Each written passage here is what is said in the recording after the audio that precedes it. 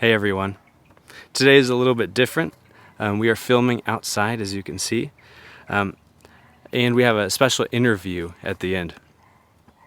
So in the summer of 2011, Paige and I took a vacation to Teton National Park, and that's one of the things we love doing is seeing parks. And one morning, I woke up early to go see Surprise Lake, and it's a high alpine lake, and so I went up, and it was a really tough hike, but it was beautiful, just gorgeous views, just stunning. And as I'm headed back down the trail, this couple starts coming up, and I can see that something's wrong. So they're not doing well. And so they look at me and they say, "Hey, just so you know, there's a grizzly bear cub down below, all by itself." Now this is probably one of the worst hiking scenarios that you could be in. We've all heard horror stories about hikers being mauled because they came between a mom and her cub. I immediately take off my backpack, pull out a little thing of bear spray. Everything seems to slow down. I slowly tiptoe down each switchback, looking for that cub. I never actually find it. Now there's something scary and something intense about a mama bear's love for her cub, especially a grizzly. Something ferocious and passionate about a mother's love, tenacious and sacrificial.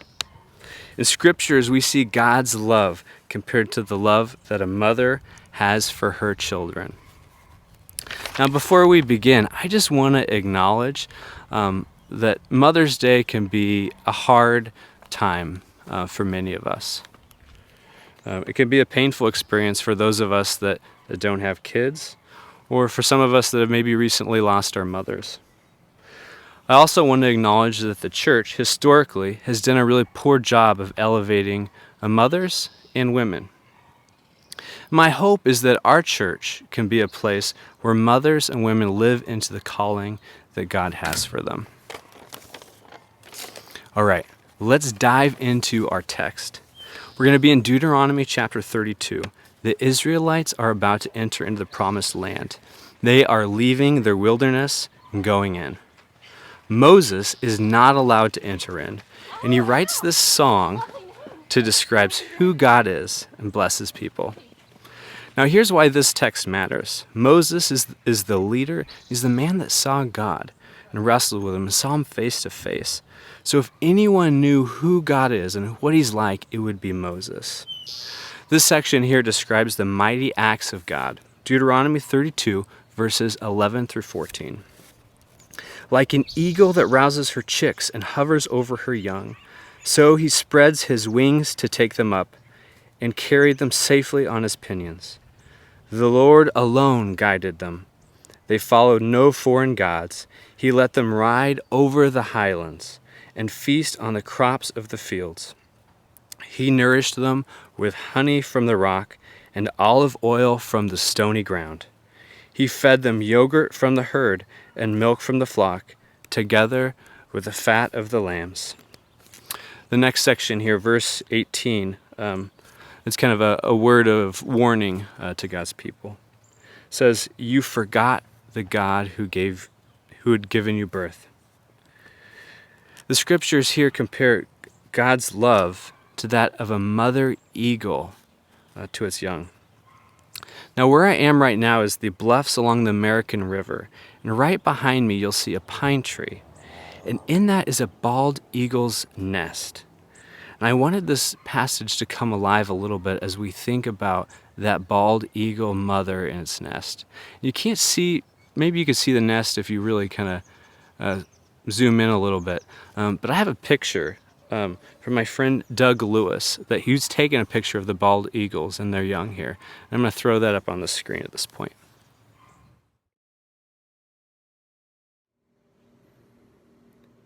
Wait a minute. What happened? We were just outside. How'd that happen?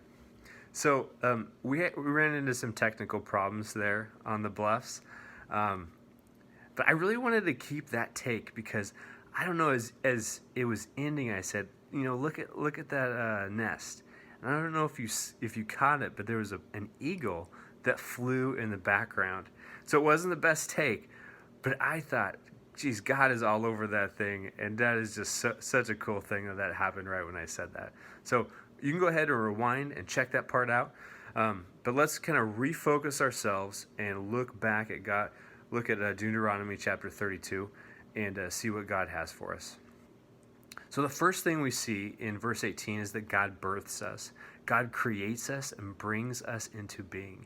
You are here because God wanted to share his love with you and bring you into this earth. God gives us life and every breath. Now, one of the things that I'm reminded of as I read this passage is maybe a picture of a mom who's just given birth to a baby. A lot of my friends are having babies around this time, and so you see pictures on Facebook of moms that are just holding their newborns. And there is just a look of deep satisfaction in their eyes, a sense of love and tenderness. And I just want to say that is how God looks at you. That same way. The second thing we see here is a picture of a mother eagle feeding her young, catching food, fish or animals, bringing it to them. We see the same kind of principle lived out in the desert. God cares for his people and provides what they need. In that same way, God provides for our needs. Now, as a church, we've been praying the Lord's Prayer. God, give us this day our daily bread, praying that God would give us what we need. One of the things that I'm observing through this pandemic is that we aren't as self-reliant and sustaining as we thought. Maybe you're coming to a new realization. God, I need your help. I need your touch. I need your provision. The third thing that we see in this text is that the eagle helps its young grow. It protects it and nurtures it. When a baby eagle falls from the nest, or it thinks it can fly when it can't, the mom catches it and brings it back. It's a beautiful picture of God nurturing and saving its young. God's heart is to care for you. Moses is describing God. Moses is describing God's nature, and he describes it as a mother. Mothers, you are made in the image of God.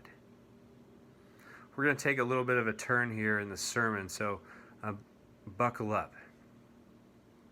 When you care, when you nurture, you resemble God. Now, the Bible has a way of describing this, and it's called to be made in the image of. Over the course of our lives, we're all on this journey to grow into the image of God, both men and women. In 2 Corinthians chapter 3, verse 18, Paul writes this: "We are transformed into the same image from one degree of glory to another, for this comes from the Lord, who is the Spirit." Now, I want to highlight some people in our church who are embodying this and living this out, who are being transformed and growing into the image of God by caring and nurturing other people. Check out this video.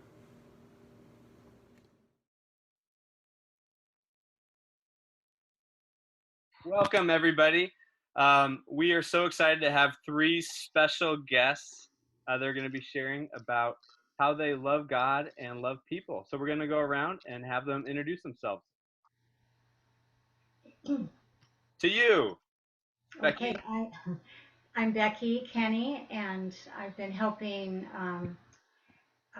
recently in children's ministry with saplings. That's the 3 and 4, 5-year-old children. Um, Mainly just once a month, but we've been at the church now for about 25 years, and I've had other involvements with children during that time, Vacation Bible School and Children's Church, and so I've been in different positions with that. So Thank you for serving children for decades. Yeah, I'm Natalie, and I'm currently the children's director at Redeemer. I have been in this role for, I should have thought about this before this moment, 6 years, I think. 6 years. Yeah, a little over 6 years. And yeah, I have loved almost every minute of it. Almost. Just kidding. I am Guisseppe Ramazzini. I am the youth director. And either today or in the next couple of days, it will be 1 year at Redeemer. Yay. And you worked with youth prior to this too. Right? Yep, youth prior to this for the last 5 years. We've been working with junior high and high school kids, so it's been such a blessing, such a blast, and it's been awesome to just get to know these kids. Cool. We're talking about the nature of God. How have you guys been growing in your understanding of God as you've stepped into roles where you are shepherding and caring for teenagers and children? You know, I hadn't thought about it too much, or if at all, but when you mentioned this would be a question we'd have tonight, I actually Googled nurturing, and I found a really good example. Well, I found a site that gave examples of nurturing behavior, and it talked about, with children mainly, being fully present in interacting with children, validating their feelings, providing physical affection and comfort when sought, laughing and playing games, providing safe mental, physical, and social challenges that promote healthy growth. And I thought that was kind of a good summary, and I thought it's what I've seen our children's ministry trying to do in all those areas. And of course, with the added goal that kids know Jesus is our goal, but we do it in all those ways. And I thought each one of those ways is so much like God, only God is more so. I mean, being fully present, he's fully present with us all the time. He wants to be sought if we need comfort or love or for whatever we need, and he provides everything we need in our life for spiritual growth, godly living, and so it's like what we're trying to give our kids is exactly what God is giving to us. And so I hadn't really thought of it in those terms, that we are nurturing our kids, but it's, you know, God is so much more doing the exact same things, and he knows us and nurtures us. So That's beautiful, Becky. Yeah. Thank you for resembling God as you do that to kids, for kids. Yes, I can give testament to that she truly does do that with the kids. I think one of the ways as I've reflected on that question of how have I grown in my understanding of God, you know, kids are fabulous to work with when it comes to spiritual things, because they are just, you know, in general, they don't hide anything. Like whatever they're thinking, they're going to tell you. And the same thing happens with our conversations about God. And I think the thing that has really helped me in my understanding of who God is to enter in with them in their journeys and where they've been, where they're at, and realizing that it's a beautiful thing wherever they're at. So like a few weeks ago when we were talking about Easter, and they really wanted to share, a lot of them had like books at home about the Easter story.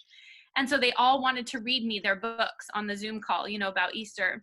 And some kids had the story really like, you know, you'd recognize it as the Easter story. And other kids were didn't, but they kind of had it, and they kind of were getting there, but I think for me, it's such a beautiful picture of God and how he feels about us, and that we too, I mean, we'd like to think we're a little bit further along or have it figured out a little bit better in our journey, but he loves us where we're at, and we're in this process of becoming more like him. And I think children paint that beautifully, and getting to walk with them, this in children's ministry, to not being able to fully articulate maybe the Easter story to kids making professions of faith, and just seeing all aspects of the journey. And for me, an encouragement in my faith of I'm on that journey too, and I don't have it all figured out, and he's loving me and thinks it's beautiful right where I'm at. So Thank you. And who was the kid that didn't have it figured out? Quinn. That's great. It was beautiful though. One way that I've definitely grown in my understanding of God is I've working with and just being with middle school, junior high, and high school students, learning God's patience is way more than mine. But God's love, his mercy, his grace for these students. One of the special things I've seen is we've had so many students, I've had so many students at different spiritual walks, different places in their journey, but to see them be images of God, to see them resemble God's love, even in the moments where they're unsure of what that even might look like, but their generosity, their openness, their willingness to just love their neighbor, I haven't seen that in junior high and high school. That's such a beautiful thing to see, and I've seen that more in that, just being with students and just hearing their hearts, wanting to just for them to just continue to care for people. So my understanding of God has grown in God's love for us, and what God's love looks like when we love our neighbors, the way that he loves us as well. Awesome. That's really neat. Next question is this. How have you grown spiritually by serving in each of your own capacities? I'm not sure quite how to judge that in myself. I do know, I would just say it is, a privilege to work with children, and to have, I've enjoyed even just once a month getting a relationship with some of these kids. They can be just hilarious sometimes, and I've enjoyed that and enjoyed having a relationship with them. And so I think over the years I've gotten better with just knowing how to maybe have a relationship with kids, and how to play with them, and how to be with them. And I don't know how it's affected me spiritually exactly, but it's been good. So that is awesome. Yeah. Yeah, for me, I think, there's a lot of things that I think about, but I think that the way that it's been such a huge blessing in my life, I think, is as we all grow in our faith and in maturity in our faith, sometimes we can tend to be bogged down with the weightier things of our faith, theology or this or that, and I'm definitely bent towards that, and have spent the majority of my life in that, pursuing those things, and they're good things. They really, really are. But for me, I got bogged down there, and I have seen the blessing of God in him allowing me to have to prepare to teach children about the truths of who he is, the foundational truths of who he is, that he loves us and that he wants to rescue us and that we are his, and having to come back to that continually, the thing that is the thing, right? That really is the foundational thing. And it's just been God's grace to me in my faith to bring me back to those things. And there's been many times where I have prepared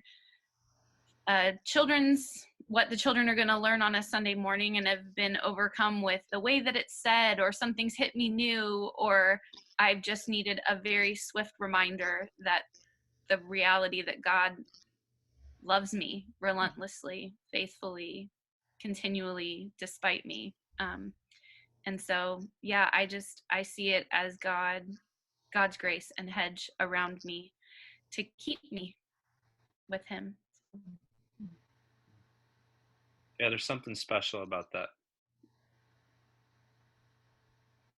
One way that I've grown spiritually, and though there's more growth that needs to continue to be done, one way is just being able to, when being with junior high and high school students, and serving in any ministry, it's a lot of just pouring out of yourself, wanting to care, wanting to love, because it's the same way that God continues to care and love for us. It's pouring out of ourselves. But before, I felt I was really focused on, when I poured out, how tired I was, and almost seeking to figure out, how do I fill myself back up? How do I get renewed? How do I be re-energized and revitalized? And how do I continue to do this ministry? But as years gone by, is how do I rest in God, and how do I rely in his guidance in this ministry, that it's not my ministry, but it's his. And there are definitely moments that I still fight and battle with that idea, and to get myself out of that space and allow God to continue to move, and allow him to refresh me, to renew me when my cup is empty. That is a place that I've grown a little bit, and there's more room to continue to grow there. That's great. So maybe like God is kind of helping you grow, kind of as a parent would, kind of, maybe. Yeah. That's neat. Well, thank you all three of you for your time, and thank you for shepherding and nurturing our children and our teenagers. We greatly appreciate it, and just pray God's blessing on everything you're doing. And thank you for taking the time for this message. Thanks. Thank you. Friends, I want to challenge you to do a couple things. First is this: pray about how you might get to know God more fully, who he really is. Second thing, find ways to nurture and care for others, that you might grow in the way that you resemble God, to grow in his image. Thirdly, some of you may be hearing this, and this is all kind of news to you. You've never thought about God this way, and you kind of feel like, hey, I'm like one of those eagles that fell from the nest and no one picked me up. Is there hope for me? And I just want to answer a resounding yes. Yes, there is. Let God care for you. Would you join me in prayer? God, I pray that you might open our eyes to who you are, that we might have a fuller picture, God. God, I pray that you would help us to grow into your image, grow into your likeness. Help us to care for others that you've put in our path. God, if there are some hearing this that have fallen out of the nest, that need your love and your touch, God, I pray that you would come to them, and that you would hear their cries, that you would hear their cries for help. We pray this in your name. Amen.